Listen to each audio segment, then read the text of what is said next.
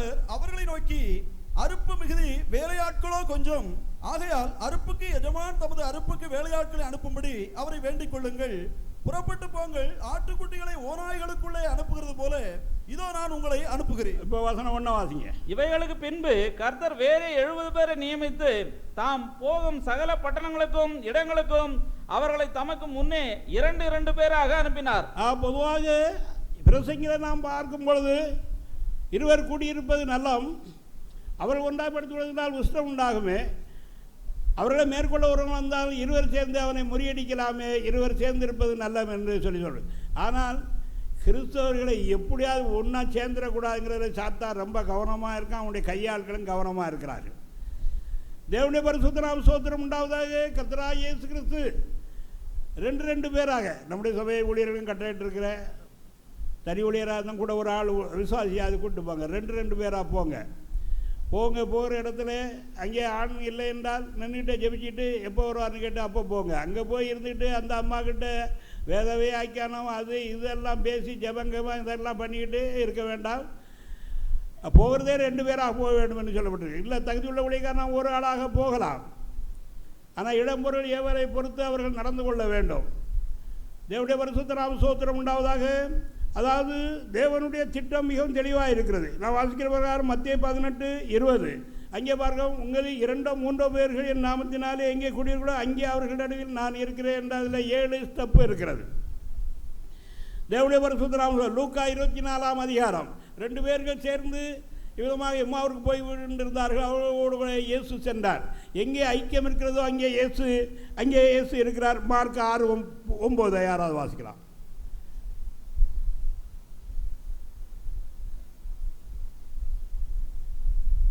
பாதரட்சைகளை போட்டுக்கொண்டு போகவும் 2 அங்கிகளை தெரியாதிருக்கவும் கட்டளையிட்டார். தேவனுடைய பரிசுத்த நாம ஸ்தோத்திரம் உண்டாவதாக. கடவுள் அதாவது இவ்விதமாக அவர்களை அனுப்பினார் என்று சொல்லி பார்க்கிறோம். அவர்களை அனுப்பும் பொழுது 2 பேர்களாக அனுப்பினார்கள். அவர்கள் தங்களுடைய ஆகாரத்திற்காக எதுக்காகவோ அதாவது அப்படி சேர்த்து வைக்க வேண்டிய தேவையில்லை என்று சொல்லி சொன்னார். அதில் என்றால் கூட ஒரு ட்ரெஸ் வைக்கக்கூடாது என்று அர்த்தம் இல்லை. அவர்களை 2 பேராக அனுப்பினார். 11வது வசனத்தின் பின்பாகம் அவர்களை 2 பேராக அனுப்பினார். தேவனுடைய பரிசுத்த நாம ஸ்தோத்திரம் உண்டாவதாக. அவர்களை 2 பேராக அனுப்பினார் என்று சொல்லி நாம் பார்க்கிறோம். ஒவ்வொரு ஆளாக கூட சுவிசேஷ வேலைக்கு அனுப்ப முடியும், ஆனால் கர்த்தர் அப்படி செய்யவில்லை. ஆனால் ஒரு சபை இருக்குது, அந்த சபையில் 2 அம்மாமாராக அனுப்புவாங்க, ஐயாமாருங்க போக மாட்டாங்க. சில வேளை ஐயாமார்களும் போகலாம். ஒரு மனிதனுக்கு சாசு பிடிச்சுன்னா பிசாசு யாரும் வேட்டவும் இல்லை. அப்படி ஒரு சபையில் கொண்டு போட்டுருக்காங்க. பிசாசை வேட்டம் இல்லை, கட்டி போட்டிருந்தாங்க. அப்போது கட்டி போட்டிருக்காங்க. சில வேளை அவனுக்கு தெளிவு வரும்போது பார்த்துக்கிட்டே இருந்திருக்கிறான். ஒரு நாள் கேட்டிருக்கான், என்ன ஒவ்வொரு பாஸ்டருக்கு 2 பொண்டாட்டியா அப்படின்னு சொல்லி கேட்டு அங்கே அவனை போட்டு அடின்னு அடித்து கடைசியில் சபையை விட்டு வெளியே தள்ளிட்டாங்க. நம்ம சபையில் அவங்கள 9 பிசாசு இருந்தது. பிசாசை விரட்டி அதிலிருந்து அவரை விடுதலை ஆக்கி விட்டேன். அதாவது எங்கே என்ன நடக்கிறதுன்னு சொல்லி நமக்கு தெரியாது, இறைவன் எல்லாவற்றையும் அறிவார். இப்படி இல்லை. கர்த்தர் என்ன சொன்னார், ஊழியத்துக்கு போகிறதுக்கு 2 பேர் ஆண்களாக போங்க, பெண்களாக போங்க என்றால் பெண்கள் போய் பெண்கள் மத்தியில் ஊழியம் செய்யுங்க. 2 பேரோ 3 பேரோ சேர்ந்து அதை செய்யலாம். குழந்தைகள் மத்தியில் ஊழியம் செய்யலாம், சண்டே கிளாஸ் எடுக்கலாம், மாதர்கள் கூட்டங்களை நடத்தலாம், மாதர்ச்சங்கள் நியமிக்கலாம். அதாவது பண்டு இதுகளை இது பண்ணி நல்ல காரியங்கள் செய்ய குழந்தைகள் அதாவது அனாதைகளுக்கு இது பண்ண செய்யலாம். அப்படி ஏக்கமாக பல காரியங்கள் செய்கிற பெண்களுக்கு உரிய ஊழியம் நிறைய இருக்கிறது. தேவனுடைய பரிசுத்த நாம ஸ்தோத்திரம் உண்டாவதாக. இங்கே நாம் வேதத்தில் பார்க்கிற காரியம் என்றால் திருச்சபை என்று சொல்லப்படுகிறது மிக மேன்மையான காரியமாகும். திருச்சபை என்று சொல்லப்படுகிறது நம்முடைய வாஞ்சியாக இருக்குது. ஞாயிற்றுக்கிழமை வருதென்றால் சனிக்கிழமையே நம்முடைய மக்கள் எல்லாம் பரபரப்பாகி விடுவார்கள். ஞாயிற்றுக்கிழமை பார்த்தா ஓடோடி வருவார்கள். சிலர்கள் தூர இடத்திலிருந்து வருவார்கள். ஏனென்றால் ட்ரெயின் சில வேளை 2 பஸ் பாதி எப்படியெல்லாம் வர வேண்டியது இருக்கும், வருவார்கள். ஆனால் ஒரே பரபரப்பாக இருக்கும். சபை ஐக்கியம், சபை என்றால் என்ன என்று தெரியாதபடி மிகவும் லேசாக அற்பமாக எண்ணி பிரிந்து போய் விடுகிறார்கள் அல்லது வெளியேறி விடுகிறார்கள். ஆனால் இந்த பழைய கற்பனாக தான் ஆவார்கள். அவர்கள் ஒருபோதும் பரிசுத்தத்தை ரட்சிப்பை காத்துக்கொள்ள முடியாது, குடும்ப ரட்சிப்பை காத்துக்கொள்ள முடியாது, ஆவிக்குரிய ஜீவத்தில் மேற்கொண்டு வளர முடியாது, ரெவலேஷன் அதான் மேற்கொண்டு வெளிப்படுத்தலவர்களுக்காக அவர்கள் முதலாக ஆத்மாதாயம் நடைபெறாது, தேவனுக்கு எந்த மகிமையும் இல்லை. ஆனால் சபையின் மூலமாக சதா காலமும் தேவனுக்கு மகிமை உண்டாகும். எபேசியர் 3ஆம் அதிகாரம் கடைசி வசனம்.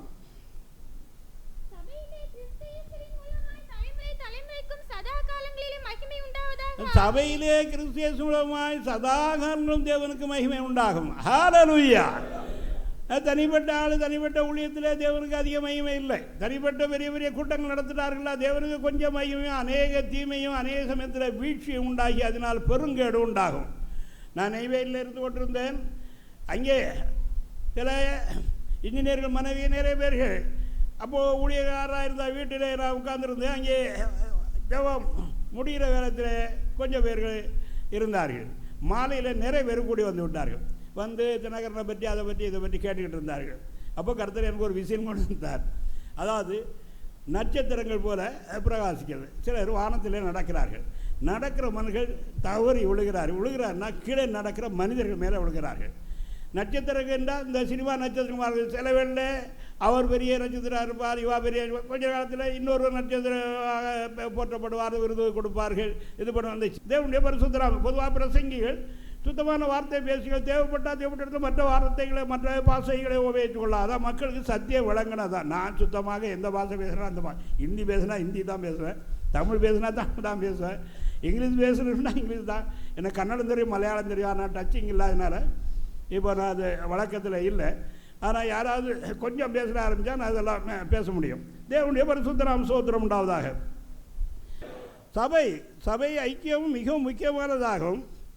ஏனென்றால் நாம் இவ்விதமாய் வாசிக்கிறோம். சபை இல்லாவிட்டால், பூர்ணமான சபை இல்லாவிட்டால், பூர்ணமான உபதேசம் இல்லாவிட்டால் விசுவாசிகளும் பூரணப்பட மாட்டார்கள். வெறும் விசுவாசம் அல்ல, கீழ்ப்படுகிறவர்களுடைய விசுவாசம் தான் முக்கியம். விசுவாசம் என்றால் என்ன? எழுதப்பட்டதற்கு அப்படியே கீழ்ப்படுகிறது தான் விசுவாசம். விசுவாசம் என்றால் நாம் எபேசியர் 4ஆம் அதிகாரம் 4:5 வாசிக்கிறோம். நாம் எல்லோரும் ஒரே நம்பிக்கைக்கு அழைக்கப்பட்டிருக்க, ஒரே சரீரம் உண்டு, ஒரே விசுவாசம் உண்டு, ஒரே ஞானசாரம் உண்டு, ஒரே ஆவி உண்டு, ஒரே பிதா உண்டு, ஒரே கர்த்தர் உண்டு என்று சொல்லி எழுதியிருக்கிறது. ஒரு சபை தான். இங்கே விசுவாசம் என்று எழுதியிருக்க என்றால் ஒரே உபதேசம் என்று அர்த்தமாகும். அது அந்த விசுவாசங்கிற வார்த்தை இடத்துக்கு தக்கபடி வேறு கருத்துடையதாக இருக்கிறது. ஒரே ஒரு விசுவாசம் தான் உண்டுன்னா ஒரே ஒரு உபதேசம் தான் உண்டு. சபை வேறு உபதேசங்கிறதுக்கு வேதத்திலே ஆதாரம் கிடையாது. தேவனுடைய பரிசுத்த நாம ஸ்தோத்திரம் உண்டாவதாக. ஒரே சரீரமாக இருக்கும்படியாக தேவன் நம்மை அழைத்திருக்கிறார். இயக்கங்கள் கூட்டங்கள் பல எழும்பி இருக்கலாம், இனிமேலும் எழும்பலாம். ஆனால் நிலைக்க போகிறது சபை தான். கடைசியில் அந்த நட்சத்திரங்கள் மாதிரி உள்ளவங்க வீழ்ச்சி அடைகிறார்கள். அவர்களை நம்பி அவர்களை கடவுளாக நினைச்சவர்கள் பின்பற்றவர்களாக வீழ்ச்சி இப்போ திகைச்சு நிற்கிறாங்க. எங்கே போகிறது, எங்கே இருக்கிறது, என்ன பிடிப்பு ஒன்றும் இல்லை. அவரவர்கள் அவர்களுடைய பேருக்கு புகழுக்கு பிரத்யேகிக்கு அவர்கள் பணம் சேர்க்கிறதுக்கு அவர்களுடைய சந்ததிகளையும் காலகாலத்திற்கு இது பண்ணுறது. கடைசியில் கடவுளுடைய காணிக்கையை பிரித்து எடுத்து காரணியாக உண்டாக்கணும்னா அதுக்கு ஸ்டாலினிக்கு விற்று போட்டாச்சு. இவர்கள் முடிவு என்ன செய்கிறார்கள், என்ன நடக்குதுங்கிறது அறியாமல் ஏராள மக்கள் வஞ்சிக்கப்படுகிறார்கள். நான் இப்போ சொன்னேன், தினகரனை பற்றி கேட்டாங்க. ஐயா தினகரனை பற்றி, தினகரன் ஒரு பிரதமர் தன்னை ஊழியக்காரன்னு சொல்லலை இது வரைக்கும். அவர் என்ன உங்களுக்கு கடவுளா? இயேசு விசுவாசி, இயேசு மெய்யான சபை என்று கண்டு அதில் ஐக்கியப்படுங்க அப்படின்னு ஒரு மனுஷன் வந்தான். அங்கே இருந்த உடனே அந்த மனுஷன் தான், ஐயா வேத வசனமெல்லாம் ஒரே மேய்ப்பனால் விட்டு அவைகளை புரட்டு பிரதிலும் இல்லை, புரட்டு பிரதிலும் இல்லை, அவைகள் எல்லாம் ஆவினால் கொடுக்கப்பட்டிருக்கு. ஆவினால் நீர் என்னையா சொல்ல வரீங்க? அது நேரடியாக சொல்லும். ஏதோ மலையை கல்லி எலியை பிடிச்ச கதையாக இருக்கட்டும். அப்போ ஓய்வு நாளை நீங்கள் அனுசரிக்கிறோம். அடப்பாவி, ஓய்வு நாளாக நாங்கள் சனிக்கிழமையாக ஆசரிக்கிறோம், அன்றைக்கு பட்டினியாக இருக்கிறோம், ஞாயிற்றுக்கிழமையாக ஆசரிக்கிறோம். ஓய்வு நாள் நான் ஆசரிக்கிறோம். ஆமாம், நீ இன்னொரு மனையை வச்சுக்கிட்டு இருக்கிறிய, மரியாதையாக நீ அதுலேருந்து வளர்க்கிட்டு நரத்து போ அப்படின்னு. அவன் செவன்டைக்காரன் பயந்துட்டான். அவன் இருக்கிற விபச்சாரத்தில் பேசிக்கிட்டு இருக்குள்ளே கற்றுடைய சொன்னால் அவன் இன்னொரு மனையை வச்சுக்கிட்டு இருக்கான். இருந்த மக்கள் அந்த அழித்தாங்க. அவன் மன்னிக்கணும் ஓளர ஆரம்பித்தான். பாசம் ஞாபகம் இருக்காது. அதாவது இது நெய்வேலியில் நடந்த சம்பவம். தேவனுடைய பரிசுத்த நாம ஸ்தோத்திரம்னா, அதாவது சபை ஒற்றுமையாக இருக்க வேண்டும். எங்கே நாம் பார்க்கிறோம், நீங்களே எங்களோடு கூட ஐக்கியமாக உள்ளவர்களாக இருக்க முடியும். இதை உங்களுக்கு அறிவிக்கிறோம். யோவான் 17ஆம் அதிகாரத்திலே வசனம் 9, 11, 21 முதல் 24 கர்த்தர் இப்படி ஜெபம் பண்ணார். பிதாவே, அவர்கள் எல்லாரும் ஒன்றாயிருக்க வேண்டும் என்று சொல்லி அவருடைய பிரதான ஆசாரிய மன்றாட்டு அவர் திருவந்தை ஸ்தாபித்த அன்று இரவு அவர் ஜெபித்த ஜெபம். 3 சுவிசேஷங்களும் கர்த்தராகிய இயேசுவினுடைய வாழ்க்கையில் உள்ள சில சம்பவங்களை அறிக்கிறது. ஆனால் யோவான் எழுதின சுவிசேஷம் தனிப்பட்ட முறையிலே கர்த்தர் சபையோடு கூட, அதாவது அப்போஸ்தலரோடு பேசுகிறதும் அவர்களிடத்தில் நடந்து கொண்டதும் அவர் ஜெபித்த ஜெபங்களும், அதாவது தனிப்பட்ட முறையில் கர்த்தர் சீசரோடு இடைப்பட்ட சம்பவங்களையும் தனக்கு அன்பாரோடு கூட இடைப்பட்ட சம்பவங்களும் எழுதப்பட்டிருக்கிறது. அதில் இப்படி வாசிக்கிறோம். வாசிங்க யோவான் 17, 9, 11 வசனம் 20 வாசிங்க. நான் இவர்களுக்காக வேண்டிக் கொள்கிறதும் அல்லாமல் இவருடைய வார்த்தையினால் என்னை விசுவாசிக்கிறவர்களுக்காகவும் வேண்டிக் கொள்கிறேன். அப்போஸ்தலர்களுக்காக வேண்டிக் கொள்கிறேன், உலகத்திற்காக நான் வேண்டிக் கொள்ளவில்லை. இவர்களை காத்துக்கொள்ளும் உம்முடைய நாமத்தினாலே, உம்முடைய நாமத்தை நான் வைத்த இவர்களை எல்லாரும் ஒன்றா இருக்க வேண்டும். நீர் என்னை உலக ரட்சிகராக உலகத்தில் அனுப்பியிருக்கிறேன் என்பதை உலகம் விசுவாசிக்க அவர்கள் எல்லாம் ஒன்றா இருக்க வேண்டும். இன்றைக்கு கிறிஸ்தவம் ஒன்றா இருந்தால் உலகமே ரட்சிப்புகளை வந்திருக்கிறோம். அநேகர் இடையே இருக்கிறது காரணம் இந்த டெனாமினேஷன் தான். வசனம் 20 பிதாவை நான் இவர்களுக்காக மாத்திரல, இவருடைய வார்த்தையினால் இன்னும் என்னுடைய பின்னால் வருக வரைக்கும் என்னை விசுவாசிக்கிறதுக்காக வேண்டிக் கொள்கிறேன் என்றார். ஹல்லேலூயா.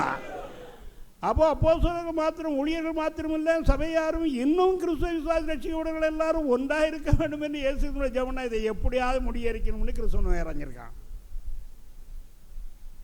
இங்கே ஒரு சபை இருக்குன்னு பாருங்க, 2 வருஷம் கழிச்சு பாருங்க 3ஆ உடைஞ்சிருக்கும். அங்கே ஒரு சபை போய் ஒரு விசுவாசி வந்தார். ஒரு இந்து, ஒரு முதலாளி, குமாரபாளையம், நம்முடைய சபைக்கு எதிர்க்கார், நம்ம சபையோட தொடர்படுது வந்து இப்போ ஞானஸ்தானம் கொண்டு எடுத்துக்கொண்டு விசுவாசியாக இருக்கார். ஞானஸ்தானம் அங்கே நடந்தது தருமபுரியில். அவர் கிட்டே நான் பேசினேன், சபை ஒன்று அதை புதிய ஆமையா நான் 1 வருஷமாக கவனிக்கிட்டு இருந்தேன், இதுதான் உண்மையான சபைன்னு தெரியுது. நான் முன்னால் கிறிஸ்தவனாக இருந்தேன், பின்மாறி போயிட்டேன், குடும்பத்துக்கு பயந்து. மறுபடியும் கிறிஸ்து என்னை அழைக்கிறாருன்னு எனக்கு நன்றா தெரியுது, நான் எப்படியாவது ரட்சிக்க பண்ணுவேன்னு சொல்லி பாவரிக்கெல்லாம் செய்தது பண்ணேன்.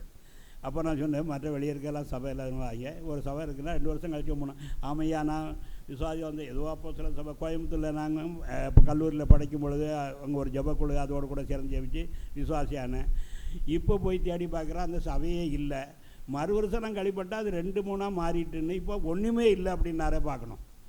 புது விசுவாசி ஆள் நல்லா மோட்டார், ஒரு முதலாளி, அவர் மருதகாய் ஊழியர்கிட்ட கேட்டால் அந்த விவரத்தை சொல்லுவார்.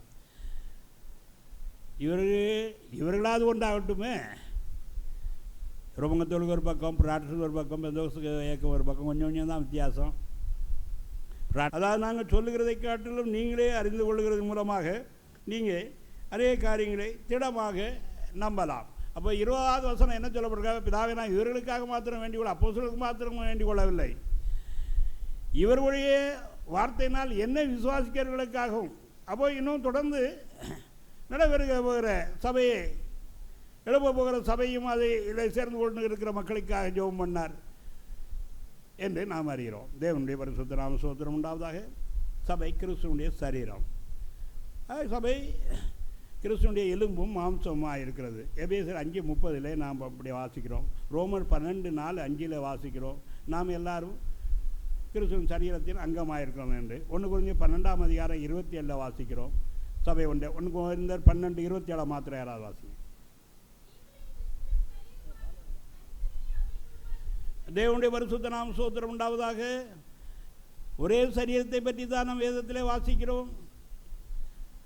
ஞானஸ்நானத்தின் மூலமாக, பரிசுத்தான அபிஷேகத்தின் மூலமாக ஒரே சரீரமாக கிறிஸ்தவர்கள் மாறுகிறார்கள். 1 கொரிந்தியர் 12:13. நாம் யூதராயினும் கிரேக்கராயினும் அடிமைகளாயினும் சுயாதீனராயினும் எல்லாரும் ஒரே ஆவினாலே ஒரே சரீரத்துக்குள்ளாக ஞானஸ்நானம் பண்ணப்பட்டு எல்லாரும் ஒரே ஆவிக்குள்ளாகவே தாகம் தீர்க்கப்பட்டோம். தேவனுடைய பரிசுத்த நாம ஸ்தோத்திரம். ஒரே சரீரத்திற்குள்ளாகவே ஞானஸ்நானம் பெற்று தாகம் தீர்க்கப்பட்டோம் என்றார்.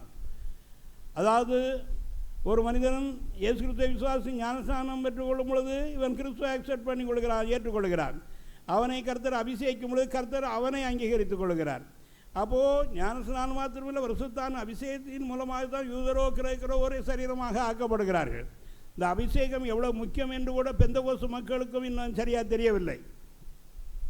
தேவனுடைய பரிசு ஒரே ஞானஸ்நானம் உண்டு. அந்த ஞானஸ்நானம் பாவ மன்னிப்புக்காக அருளப்படுகிறது. பாவ அறிக்கை செய்து ஞானஸ்நானம் பெற வேண்டும். கர்த்தர்